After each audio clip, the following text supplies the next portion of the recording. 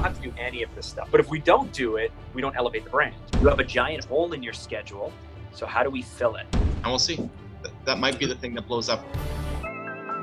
I'm dreaming, oh, I believe in this dream I've been dreaming, oh, I'm dreaming, oh, I believe in this dream I've been dreaming, oh.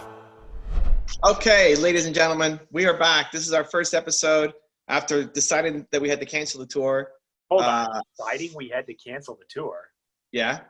Is that how you're spinning this? I'm not trying to spin it. How do you want to say it? You weren't allowed into the U.S. and you had to cancel the tour? Yeah. Okay, great.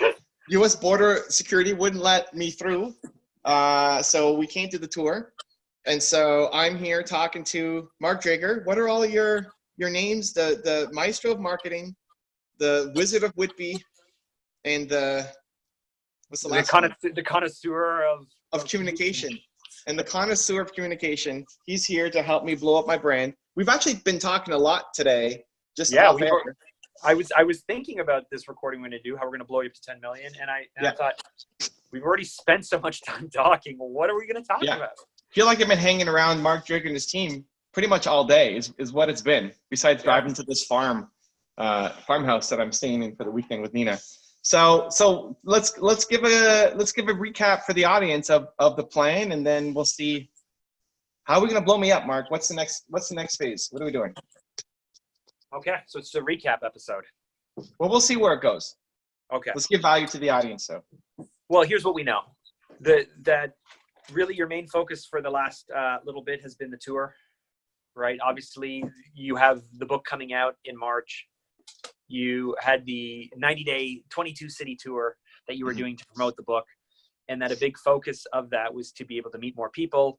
We were doing marketing for each of the cities, selling tickets. You had packages tied to it. So our last few conversations have been around, okay, while you're on the tour, how do you meet as many people as possible in each of the geographies you're going to be in? When you're traveling from city to city, how do you spend as much time connecting on the PR front with people the way that they do when they're launching a book? How do you make the most of just you being out on the road? Now, last Thursday, we found out you weren't going to be out on the road. Friday, we got together for a few hours and we said, we now have 3 months free. We can now do anything that we want to do in the next 3 months. So where do we want to focus? Anything I missed in that recap? No, that's good. Keep going. Okay. So really what it came down to is we know that the book still has to be launched and that has to happen. We know that we need to blow up your brand and we need more people to know you. And so it just comes down to what is the lowest hanging fruit? What is the best way? What's the most cost-effective way to be able to get people to know who you are, have a chance to be introduced to you, value what you have to say, and have you change their life? So really, as much as everything has changed, nothing has changed. Right? You know, like we still need more people to get to know you, get a chance to hear you.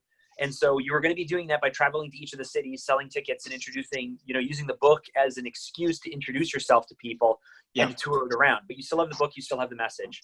So now that we don't have the vehicle of the tour, we still have to get Evan Carmichael out to the different cities. We still have to get you on the different stages, and we still have to get you on shows and on podcasts and do all of those things. So really, like, nothing has changed. The needs are still the same. The strategies are still the same. It's just you're not now going to 22 cities. You have a giant hole in your schedule. So how do we fill it? So you and I working together, we really boiled it down to the main areas of focus, through this is really to ensure that, one, that you're on more stages, that you're on bigger stages, because that gives you credibility, right? And two, you are on other people's programs or shows and their bigger programs or shows, because that gives you more credibility. Both of those things are tied to like management or agents or PR or someone working to get you as the product out. When we were talking at the Starbucks about the 2 videos we're going to make, the second one was around Q&A. But that was for being a guest in people's shows, or was it something else? That's for the Q&A sessions on stage. Yeah, so there are like 4 or 5 focuses, but there's like the tipping point focus. So one was you being a speaker, right? Get you on more stages and bigger stages. 2 was for you to be a guest.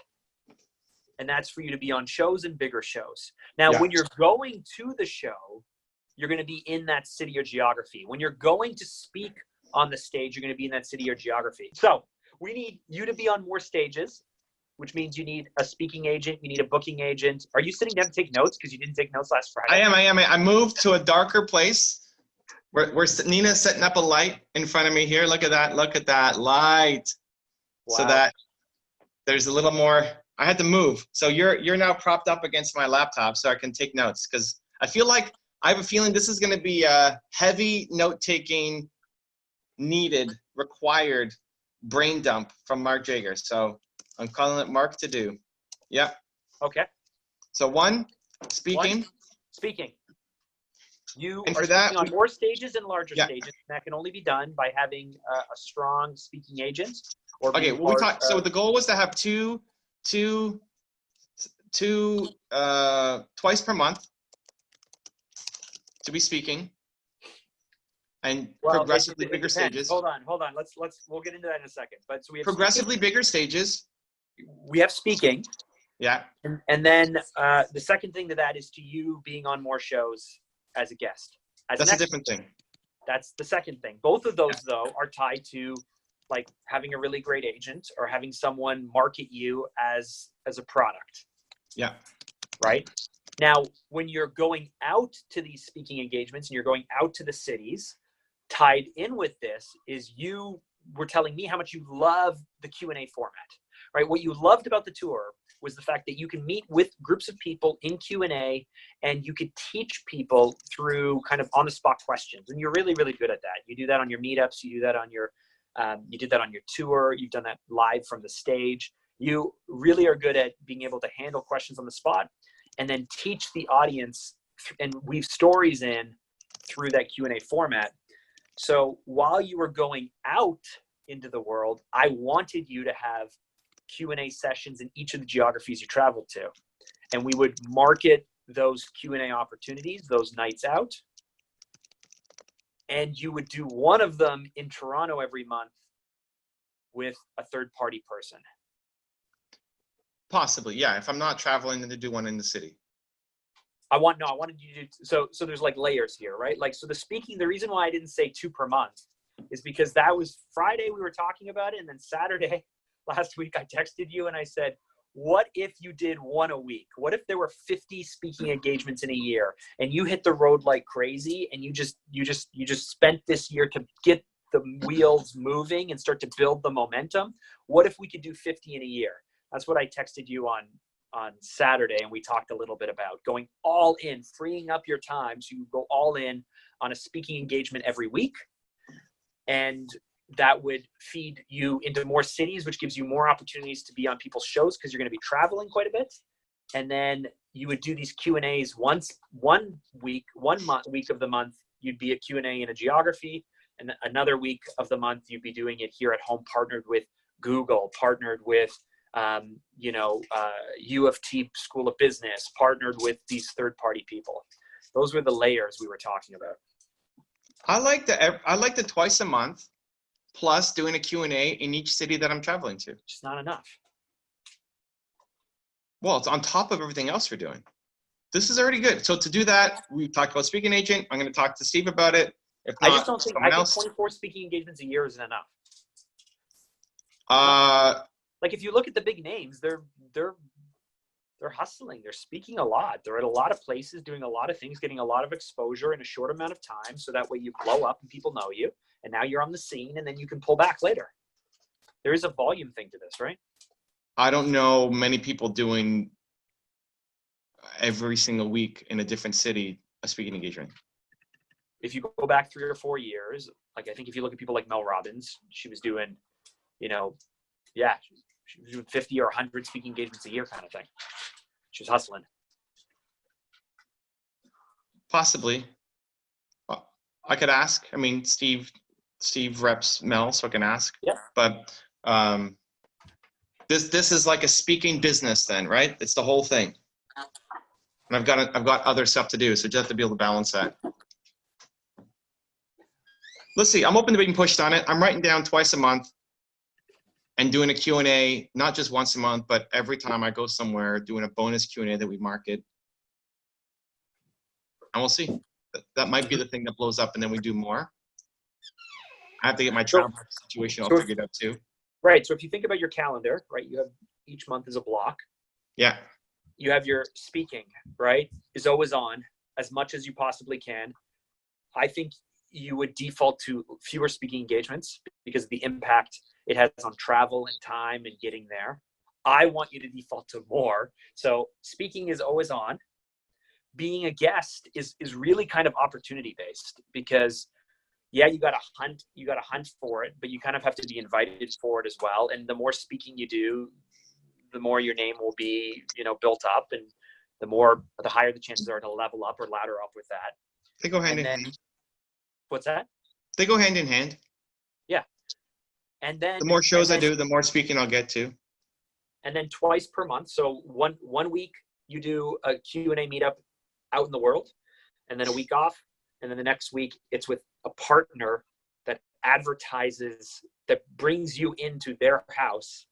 And we will still advertise it as well, but they bring you into their house for a partnered Q&A in Toronto. But why in Toronto? Why not? Well, if you have me out even every week, why not do it in the cities that I'm going to? Go for it. If you're traveling 50 times, if you're traveling 50 times per year, then I would say, yeah. But if you're doing 2 per month, then we have 2 per month Q&A. That's what you want me to do anyway. Yeah. Yeah. The Q&A is just to feed your soul. Sure. But let's spin it into a bigger opportunity than that. But yeah. But it is, right? Like, listen, you crush it. But the type of people who are going to come out to a Q&A are people who are already more engaged with you. The being a guest and the speaking is the top of funnel introduction type thing, right? Like that's you being introduced to the world. The Q&A is what is the Q&A? It's a Q&A at a. So I'm going to go speak in San Diego at an event, right? Great. Yeah. I'm going to fly there. I'm going to do my speech. We're going to do a Q&A the next day or the day before, depending on travel. What does that look like in your head? Am I renting a spot? Am I partnering with somebody? Am I going to a Starbucks? What am I? Typically, it's been like Starbucks, hotel lobby kind of thing. We do a little bit of promotion. We get, 20 to 40 people show up, and I answer questions for a couple hours, and then I usually have something to get to, right? I think there are probably 3 or 4 different boxes that it could be, and you pick for each opportunity that's best. So, whether it's meeting up at Starbucks or meeting at a hotel in an area and it's just a meetup, that's base level. That's the least amount of. You know what I should do? It should be book signing. It should be book signing in every city at a local bookstore. To do it, you typically have to guarantee 100 books sold. Yeah. Okay. So we should do a marketing campaign to sell 100 books. It could be. Yeah. That could be one of the 4. But I'm also thinking like, if you're going to San Diego for Marketing Fest, then you reach out to your agent reaches out to the head of PR for Adobe and says, hey, Adobe, you're a keynote or you're a platinum sponsor for this. The event is going to give us a room for 2 hours. My person is going to be there doing a free thing. Will you sponsor it? And all we need is some co-funding for, some ads or send out an email on our behalf or whatever. It's just about elevating the exposure to new audiences. So the reason why we used Google in Toronto as an example is you could rent a room. For sure you could rent a room. And is Google giving you any benefit to having it be at Google? No, it's an experience thing, right? Like we are inviting people out to Google's offices to meet with you, and it's a cool experience. We talked about open bar, we've talked about alcohol, we've talked about what is that experience of coming to an Evan Carmichael event and elevating it. So if you're at an event and they give you one of the breakout rooms, and Adobe is sponsoring it, it just gives you some more exposure, it gives you a little bit more credibility, and it maybe creates a better experience because maybe you can throw in some, some free drinks or things like that. That's all the co-partnership is for. It's so you're not running your events, you are coming into their event. In my head is like the juice doesn't feel worth the squeeze. unless there's some established relationships already to open up that door to do a small little event for people who are coming out. It's got to be. But this is the same thing we run into all the time. So when we're elevating the Evan Carmichael brand, Yeah. every little detail that elevates the brand from an experience or a design or a feeling point of view, when you really break it down, you're like, is it really worth it? Do I have to do it? You don't have to do any of this stuff. But if we don't do it, we don't elevate the brand. And like It's all opportunity cost. I like going, if we can promote it and get 100 people to show up and buy a book at a store, and I do a killer Q&A and do a book signing and meet local people, that feels worth it. Sure. We won't do that. We can't do that right now. What do you mean? Well, we couldn't sell 100 pre-order books for a city for your tour yet. We didn't do that yet. So yes, I agree. If we can get 100 people to buy your book and come out for a book signing, you do not need any of this other stuff. I totally agree with you, but we're not there yet. So I'm looking for ways to get us there a little bit quicker, so that way we're not doing this in front of 23 people. Yeah, I just think so. We were working on a couple of tour partners for the entire tour, and we lined up some. We didn't line up some other ones. The amount of effort to get one for one city without connections is enormous. So it's got to be, that's where the juice worth the squeeze. If I know somebody at Adobe and they want to do something, that sounds great. To get out there and try to make that relationship happen for having 40 people show up to a thing in San Diego, that's where I'd rather do something bigger. That's where the juice worth the squeeze conversation's coming. Right, but what I'm saying is, this is why I think we have 4 levels, or 5 levels, or 3 levels of what a Q&A event looks like. And at the basic, it's like, you show up to a coffee shop, or it's, in the lobby, and you do a meetup. And then you have ratcheting up of complexity or opportunity, and you right size it for what fits. I'm saying that your agent who's booking you in San Diego at the conference should look at the sponsors, see if there's an alignment, because you're an influencer, and then say, hey, the head of conference X, Adobe is your sponsor. I think that there's an opportunity to connect. You introduce me to your sponsorship contact, and let's put something together, because your agent can leverage the relationship that event has with that sponsor, and now you're actually adding even more value. So no, that's a hire. Like, no agent's going to do that because there's no money in that. Okay. So that's what I want to happen. Like, yeah, did you see the play? Like, I do see the play. That again, it's still juice worth the squeeze. So if I'm going to hire someone to do that, who's going to be doing the outreach, if they have connections, a lot easier. If they don't, they're going to look up the list of people who are sponsoring, and then try to make an inroad, a connection, and can have him come and do something. Do you want to do some kind of local event, after party, whatever, right? And have him be the guest. No agent's going to do it on their own, because they're not getting paid to do it. If it's a paid event, agents, they work off of fees, right? They book you as a speaker for something. If they're going to pay me to come in and do the event, then that's a different story. But that I put that more under speaking event. Like, if I'm there in the city, can I do a second speaking event already? Sure, great. Yeah.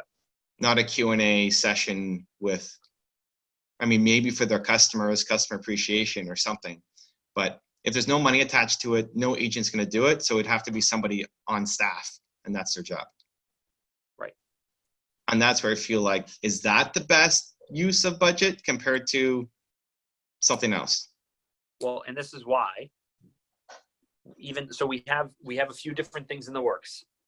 More speaking engagements, more opportunities for you to be on the types of shows that really impress us. Yeah. Q&As, book sales and book launch. And there's probably other things in the works we've talked about as well. But the reason why speaking and being a guest are at the top of the list are we have to pick something that is going to kickstart, from a revenue point of view, new revenue streams that you are going to take and invest 100% back into this cycle, so we can blow up non-revenue based things that we know are good for you, but they're not going to make money for you. Q&A is something that we know is good for you that's probably not going to make any money for you. So that's why it was third on our list and not one of the two things that we said we were going to focus on yet. Yeah. So for the speaking agent, and then we need the killer speaking reel and landing page. Yes. Should be it.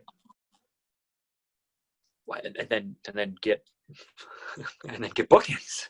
Yeah, Yeah, but that like there's a speaking agent, that's their job, but you need to give them the assets to do it, which is the killer reel and a landing page. Yeah. They're not going to need, they won't need much more than that. And yeah, a okay, willing, great. and a willing client. Yeah, but that's their job, right? That's their job to go out. That's how they get paid. Yep. And then from this, like this is like a hub. We talked about this kind of cyclical thing, like all the benefits that come from this. Once you're being seen by more people and introduced by more people, maybe there's the opportunity to work into your contract that, you know, every time you speak, they buy 100 books and give them away at a discount. Yeah. Or, you know, like, great, so now our book sales go up. Maybe there's an opportunity to do Q&A at these, or a second speaking thing at these, or when you're in San Diego, you drive up to LA and you meet with Tom Bilyeu, and like once you're out there doing it, all the benefits start to pay off. Then our revenue from the speaking engagement can be reinvested in either stronger admin staff for these PR opportunities, or a publicist, or us, you know, giving away free books to people, because now we have a model that will pay for giving away or selling more books. Mm-hmm. And it all kind of comes from there. But a week ago, when we had this opportunity of, I have 3 months in front of me, what do I want to do? We looked at all of these things and said, where is the starting place to start generating revenue? Mm-hmm. And it started with speaking agent. Yeah. Yeah. Good. I like it. So the second was guess on people's shows. And was that the other video? What? It's the same conversation we had in August. Okay, great. Now I have time to do it. Awesome. I'm excited. So for the booking, was that the other video we were talking about doing? Yes. So booking agent, that's probably going to be a mix of, that might have to be somebody internal or at least support.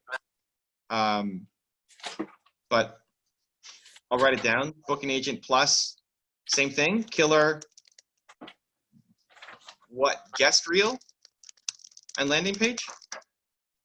I don't know what, like the question that I would ask is, what's keeping you from being on Impact Theory, right? What's keeping you from, oh my goodness. You're a popular guy. People keep calling Mark. That's why you don't have a phone number, guys. That's how you do. Yeah, definitely be able to tell the story. I don't know what that video looks like. That makes it interesting for people. Speaking one's a little more generic, easier to do. Yeah, I mean, from our notes, I said that I wanted you to pitch more collabs, but you know, those are the types of opportunities with larger brands. Maybe we don't need a guest reel. Maybe we don't need a guest reel or a landing page. What was the second video we were talking about making? Was it that? The 2 landing pages I wrote were a landing page for speaker and landing page for be a guest. Okay. But I didn't have a video for be a guest listed. Okay. I don't know that we need a landing page. Maybe. No, I would do more of a PR page. So I sent you an example earlier today of someone's PR page. Yeah. That I think is probably a better format, because it shows the type of opportunities, and it gives reference links to them, and then it has approved photos, backstory, and bio. It's just like a really tight example. Yeah, I like it. I agree. Yeah. Okay, and then for the book, those are the ongoing things that we're working on. The book itself, I mean, I met with you kind of remotely today, but I was at Mark's office when he wasn't. It was awesome. Evan kept sending me video things of him complaining about how messy my desk is. It's pretty next level bad. It's not just messy. It's not just stuff all over the place. There's dirty dishes with avocado pits sitting on his desk growing mold. And so that was there from Thursday at least Thursday. Yesterday's lunch, yeah. Yeah, so it was Thursday's lunch. Imagine 3 big Tupperwares with stuff all along the sides and avocado pits in the middle and just stuff. Yeah, I don't He's have an not coming Evan. in. He I doesn't don't come have in an on Evan to Friday. clean it up. I don't have. He's a not Nina to coming in clean on it up. Saturday. He's not coming in Yeah. on Sunday. Yeah. So Monday is going to welcome him, this giant moldy mess. Yeah, I won't clean it Uh, Monday probably. You what? I probably won't clean it on Monday either. Yeah, that's straight nasty. Nina, can you pass me that thing right there? I wanna show it to the camera. This thing right here. Don't say what it is. Just bring it in. This thing? Yeah. No, the other. Is it combined? Yeah. That thing, please. Thank you. This is great.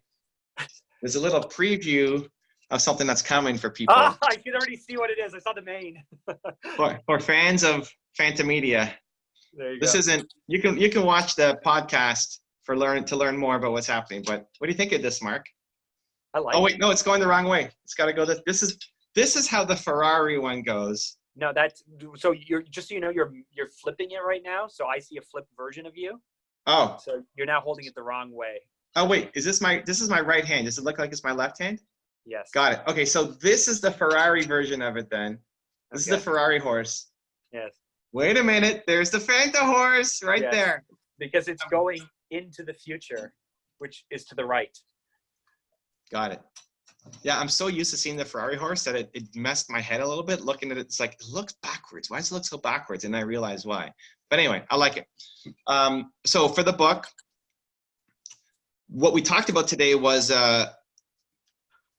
mostly advertising campaign of how to use my targeted lists from email, from cookies of people coming to our website, from Facebook fans, Instagram followers, possibly YouTube followers, to market them with a message to pre-order the book.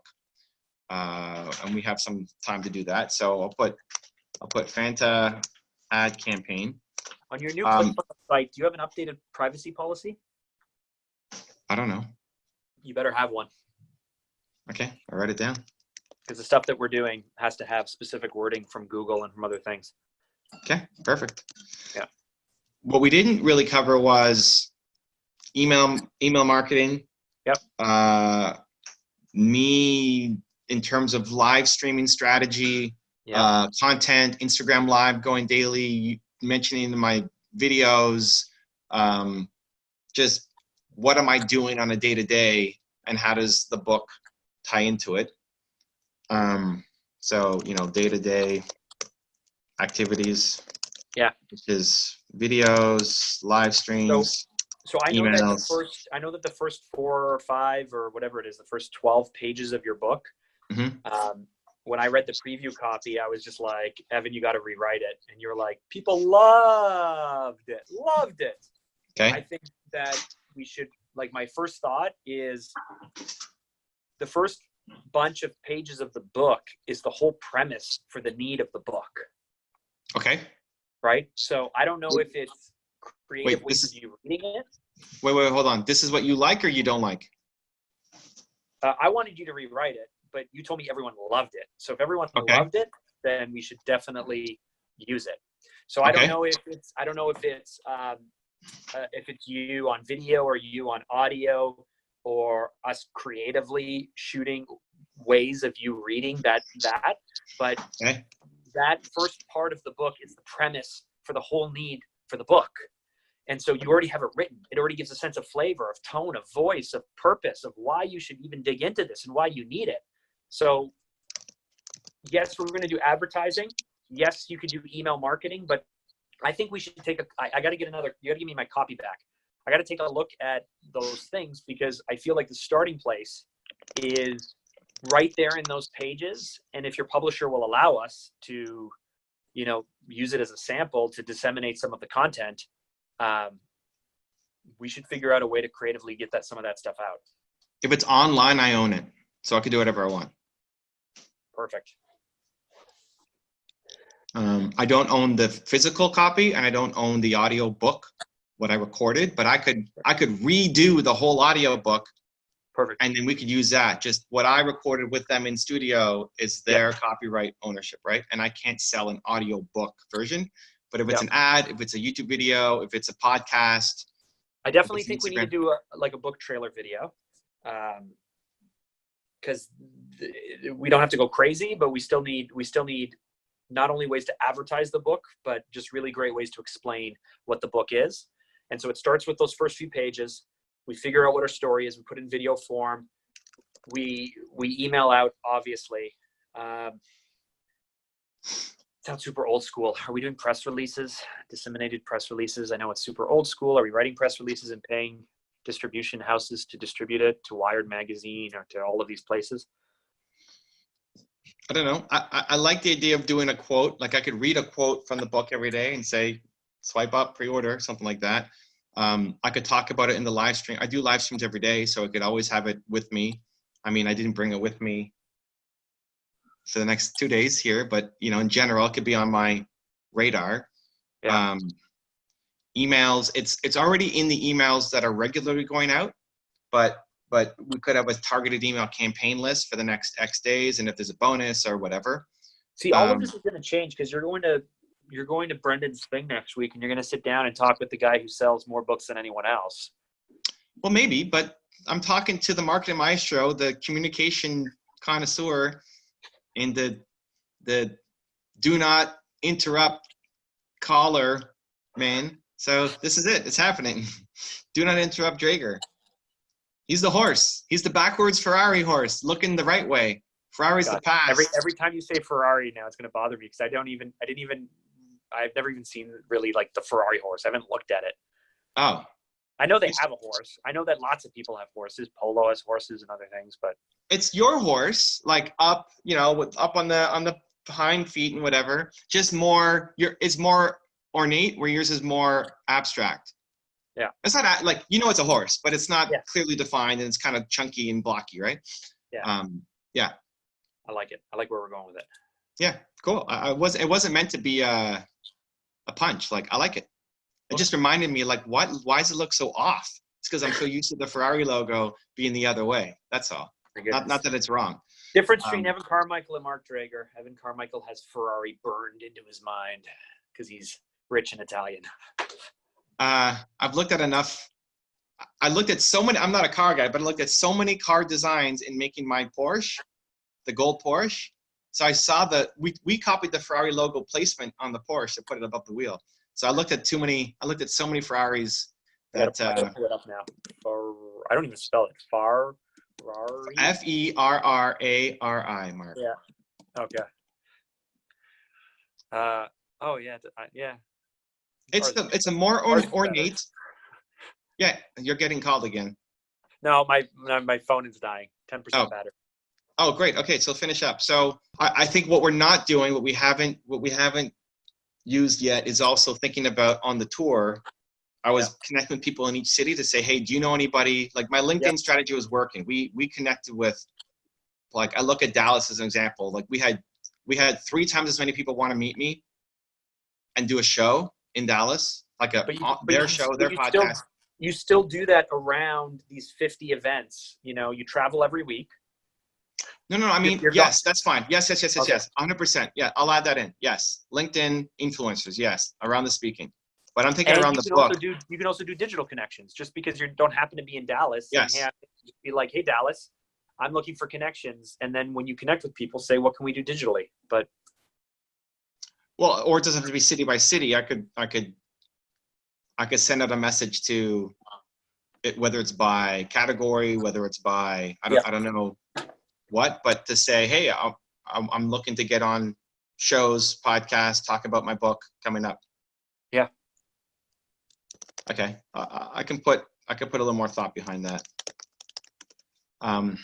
Yeah, we talked about putting together the list a few months ago, I guess, the list of 50 publications that you think are a good fit, and then looking at who wrote them and then building out, because you can click the person's name, and then you can try and target them through LinkedIn as well. Yeah. It's not something you have to do. You can have a staff member do that. Twitter, but LinkedIn could work too. There was nobody significant in the first 10 cities that we were going to.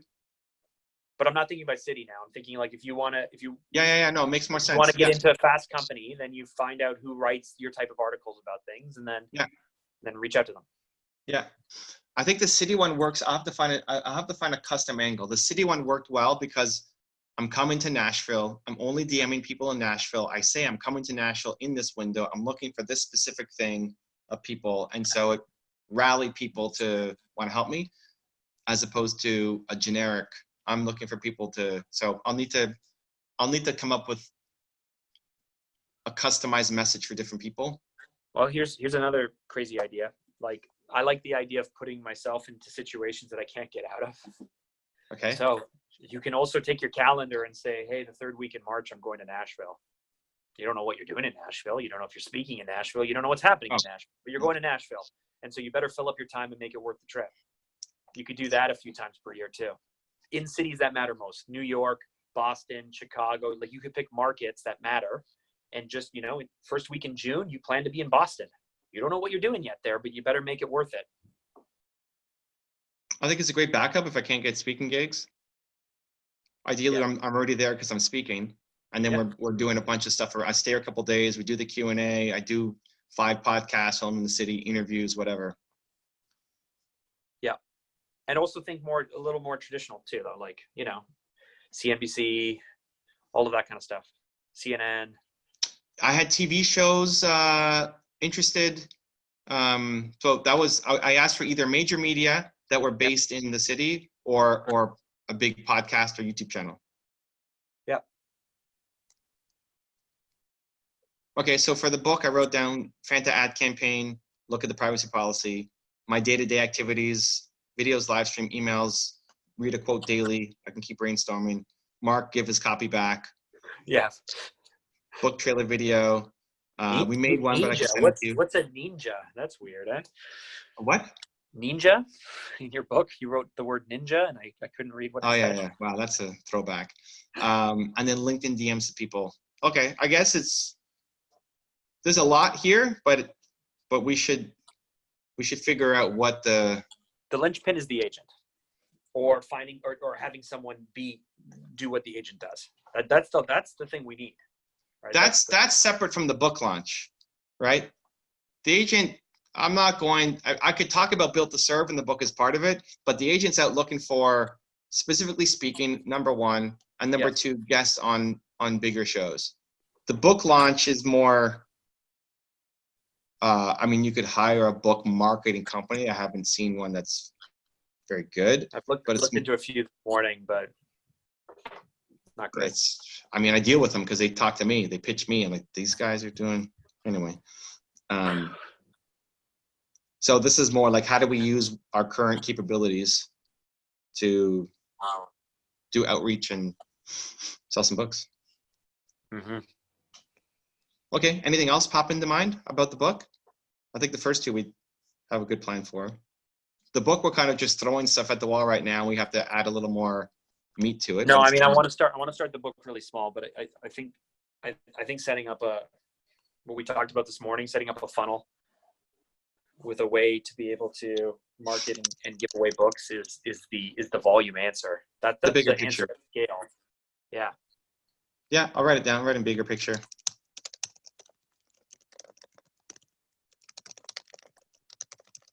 Okay. You should be also pursuing really, really easy wins. Like, you should be down in Miami on Grant's show. Like you have the connections through Steve. You have people with platforms. You should be booking those right away. Yes, I agree. I have to see if I can get there. The whole travel issue. Mid-March should be no problem because Mel has a TV show now. Like, you should be on Mel's TV show. Yeah. After March, with the lawyer, we're looking mid-March, right? Hopefully for free opportunities like that, if I leave Tuesday for Puerto Rico, fingers crossed, right? By the time this video comes out, maybe, I don't know when it goes out. Remind me on the airplane. If I get denied at the border, then I can't do anything travel related until I get all the paperwork in March. After March, 100%. After March, yeah, like after we get all the paperwork done, then do you think that do you think there's an opportunity for your message to play better in Canada or the US or South America or Europe? Like, do you think the idea, the hunger, the need for purpose and being built to serve, do you think there are different cultures where it will just naturally just be wildfire? And if so, are we ignoring Europe? Are we ignoring Mexico? Are we ignoring Brazil, like these massive markets, just because we are thinking so narrowly and we're thinking English, when there are many, many areas that have massive English-speaking populations who are just hungry for a great message? So I guess it depends if we're talking book sales, we're talking speaking, or something else. Book sales. Book sales. We'd have to look at availability. It's not always as available in other countries or as quickly in other countries. But when I do a live stream, we get people from around the world. It is a universal message, but I don't think it's any more a message for somebody in Brazil than it is in the United States. I don't think they need it more. I think Americans need it just as much. No, I'm not asking about who needs it. I'm asking who's receptive to pick it up. Awesome. Same thing. Okay. Not that it's the same message, but the answer is the same. I think Americans are just as receptive as anybody else. I was talking to Alex and your team about markets. We talked about Holland as a market. Like for the Year One Word, we sold, I think, as many books to Holland as to the UK. And the UK's English speaking and bigger. And way bigger, yeah. But apart from that, nothing pops off of the radar of like countries that really resonate well with the message. We end up selling the rights. So we just sold, we sold the Korean rights for Year One Word. We sold, what was the new one, Nina? Malaysia? No. What was it? I don't know. We sold a couple international rights. But I think the US and Canada should be the market. There's more disposable income. The cost to buy the book is relatively low compared to somebody in the Philippines who's going to buy. Like that $26 means a lot more. So I'm definitely open. I haven't seen that play out. Maybe more apt to spend a higher percentage of their income on the idea of finding hope and purpose. I haven't seen it. Okay. But I'm open. Like if we're looking at data and we see, holy cow, everybody from wherever, or even geography in the US, everybody from South Dakota loves this, and people from somewhere else hate it. Great, adjust. Yeah. But off the top of my head, apart from Holland, there's no trend that I've seen through any of my data, through past book sales or Instagram or YouTube or anything, that would suggest that we need to be targeting a different market. Okay. That's all I got for now. All right. That's a lot, dude. That's a lot. I'm sure tomorrow I'll come up with some more ideas. If you do, email me. Let me know. This is why you're the marketing maestro. Email you. What are you going to do? Facebook me? You can Facebook me too. Usually. The marketing maestro, Mark Drager in the house. Appreciate you, man. Thank you for having me. If you want to see Mark and I talk about our big, scary goals, check out the video right there next to me. I think you'll enjoy it. Continue to believe, and I'll see you there. Hey there, I'm Mark. I'm Evan. And on this week's podcast, we talk about big, scary goals.